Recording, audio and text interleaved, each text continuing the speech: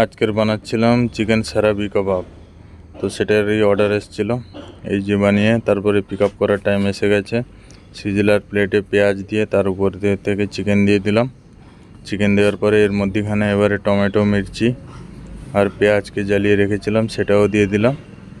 দিয়ে দেওয়ার পরে এর উপর থেকে এবারে দেব ভটকা।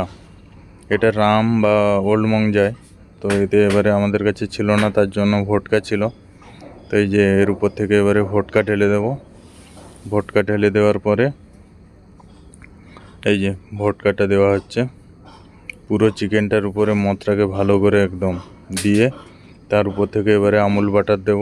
আমুল বাটার দেওয়ার পরে চিজ, এই যে এসে গেল আবার চিজকে ভালো করে গ্রেট করে দিয়ে দিলাম। এর উপর থেকে ধনেপাতা, এর উপর থেকে হালকা করে বাটার যাবে, এই যে বাটার, আমুল বাটার। তারপরে এটাকে পিক আপ করে দেবো। তো বন্ধুরা, কারা কারা সারাবি কাবাব খেয়েছো অবশ্যই জানিও। মুকেশ নিয়ে চলে যাচ্ছে, চলো বাই।